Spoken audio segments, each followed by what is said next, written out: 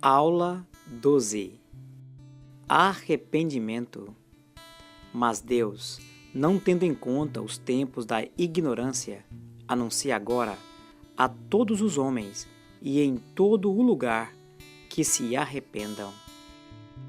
Arrepender-se é tão importante e maravilhoso quanto o seu resultado, ser perdoado.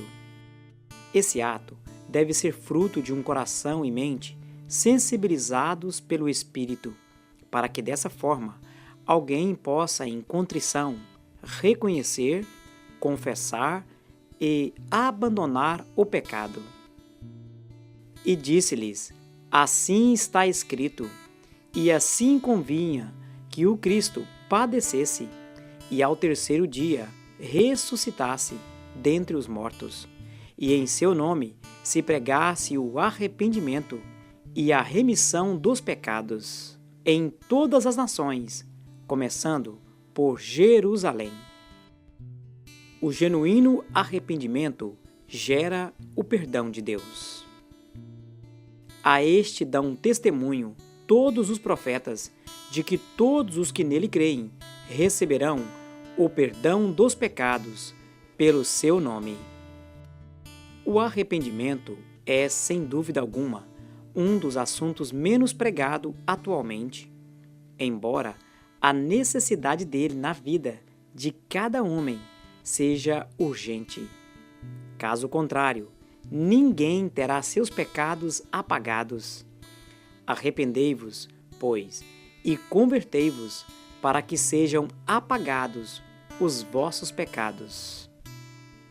Não existe nenhuma possibilidade de alcançarmos o perdão de Deus sem o genuíno arrependimento de todas as transgressões já cometidas. A misericórdia de Deus não se derrama sobre corações obstinados. Existe um preço para isso: arrepender-se. A doutrina do arrependimento ensina uma lição importante com respeito à honestidade de propósito, pois descreve uma profunda mudança ocorrida na vida de um homem que verdadeiramente se decepcionou com a vida de pecado e agora está em Cristo. Sem arrependimento, ninguém é capaz de receber o perdão de seus pecados e, consequentemente, experimentar da vida abundante oferecida por Deus. Arrependimento é mais do que mudança de opinião, é dor profunda por ter ofendido a Deus e seus estatutos. Arrependimento é uma sincera e completa mudança de mente e forte indisposição para com o pecado, o que leva automaticamente ao distanciamento do mundanismo. As coisas velhas já passaram. Enquanto a conversão leva o homem a dar meia volta e seguir por um novo caminho, o arrependimento garante que o mesmo aconteça interiormente, pois é devido ao arrependimento dos pecados que o homem é por Deus alcançado e, consequentemente, regenerado, para que dessa forma tal conversão não seja meramente de aparências, antes, fruto de uma genuína transformação interior. Uma muralha derrubada e uma ponte construída. Sabemos quão grande e maravilhosa era a comunhão que o homem possuía com o Criador, e sabemos também como tudo isso se perdeu. O pecado que feriu a raça humana não somente trouxe morte ao homem, como também o distanciou de Deus. O pecado levantou muros de separação que passaram a impedir a harmonia entre o humano e o divino. Mas os vossos pecados fazem separação entre vós e o vosso Deus.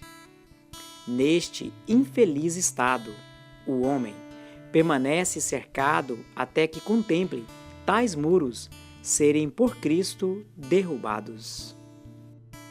O arrependimento condiciona ao homem o meio pelo qual possa ser resgatado e liberto das algemas que lhe aprisionam. O arrependimento é tal como uma ponte que nos conecta ao céu, possibilitando novamente, por Cristo, uma perfeita comunhão com o Pai. Arrependei-vos, pois, e convertei-vos, para que sejam apagados os vossos pecados, e venham, assim, os tempos do refrigério pela presença do Senhor. Arrepender-se de todos os caminhos maus é como derrubar uma muralha que nos aprisionava e, ao mesmo tempo, construir uma magnífica ponte que nos liga a Deus. O genuíno arrependimento. Quando um homem se torna ciente da sua real condição espiritual, ele pode autocensurar-se e terminar em profundo remorso e tristeza por ter descoberto seu terrível estado.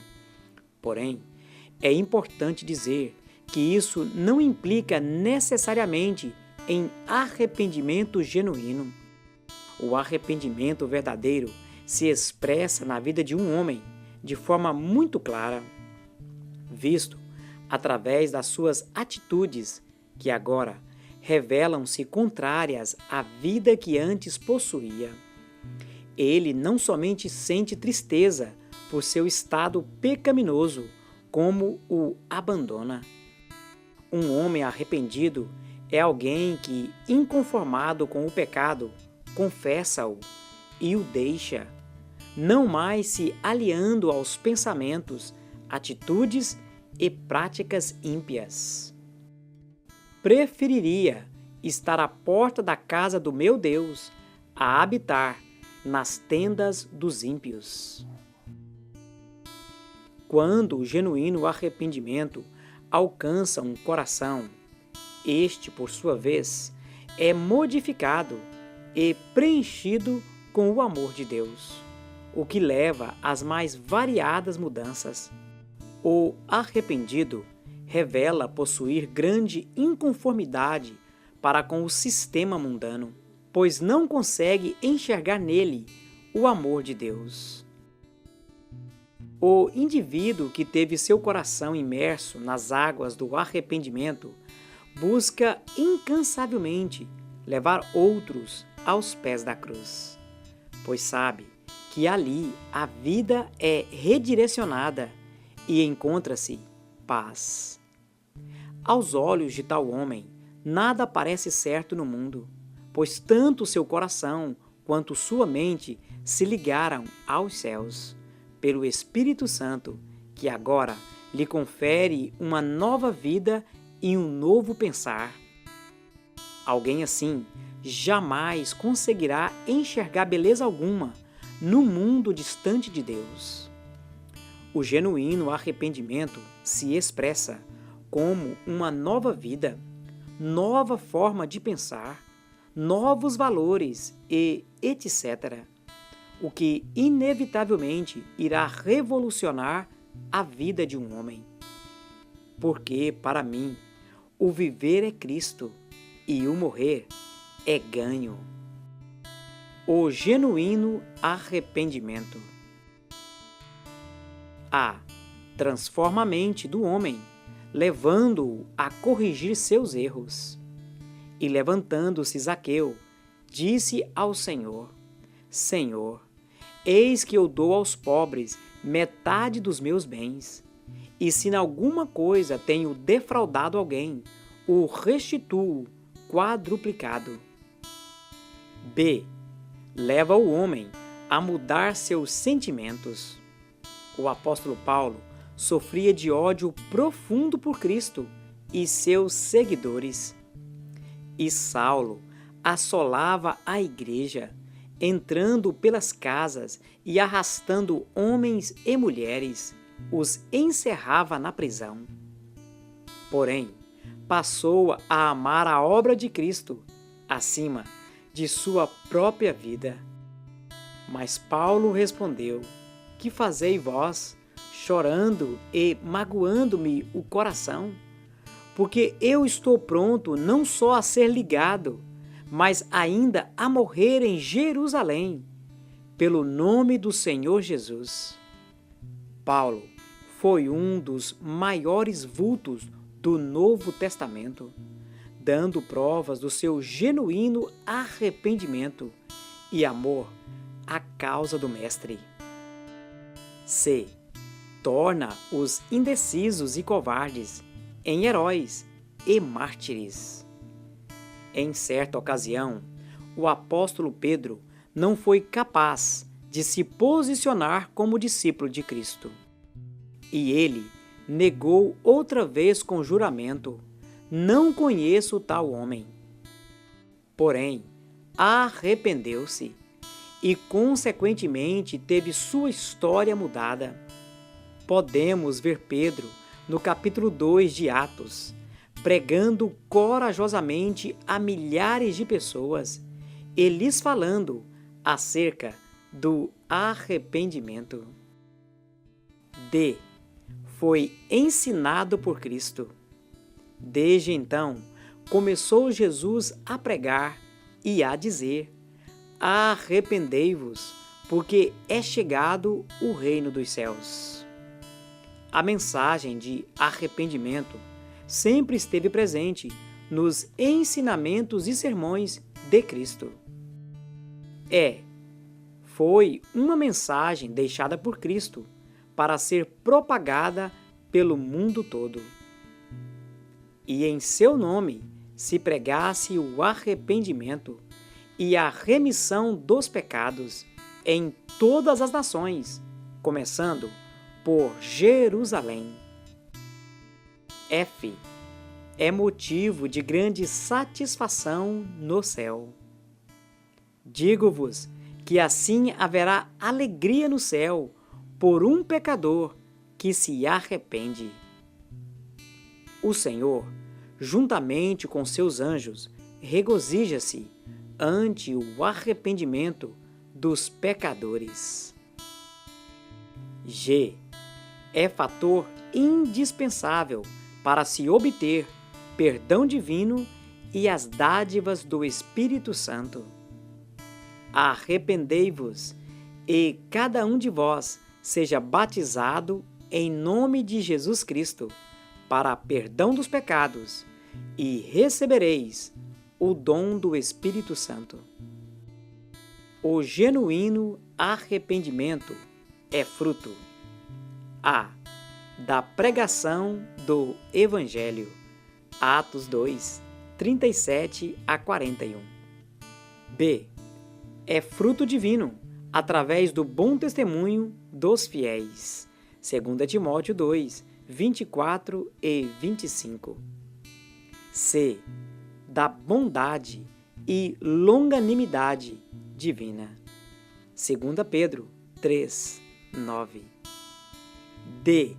Da liberalidade do Senhor. Atos 11, versículo 18. Conclusão. Arrepender-se é tão importante e maravilhoso quanto o seu resultado, ser perdoado. Esse ato deve ser fruto de um coração e mente sensibilizados pelo Espírito, para que dessa forma alguém possa, em contrição, reconhecer, confessar e abandonar o pecado. O arrependido é um homem que, de forma autêntica, reconhece o estado de miséria espiritual que se encontra, depõe suas armas e se rende aos pés da cruz. Os desígnios, desejos e inclinações para o mal se desalojam de um coração genuinamente arrependido, motivo pelo qual se percebe muito facilmente que homens arrependidos são, antes de tudo, puros e cheios de virtudes. O arrependimento leva homens medíocres a se posicionarem valentemente como discípulos de Cristo. Porque eu estou pronto não só a ser preso, mas ainda a morrer em Jerusalém, pelo nome do Senhor Jesus. Todos os verdadeiros discípulos de Cristo foram homens que experimentaram de uma transformação sem precedentes, iniciada pelo arrependimento. É certo que a relutância em reconhecer os pecados e deles se arrepender é o que tem levado muitos a apenas uma conversão parcial, exterior, e não a plenitude de vida, como exorta os evangelhos. O homem precisa desistir da ideia de que é possível servir a Deus sem necessidade de arrependimento.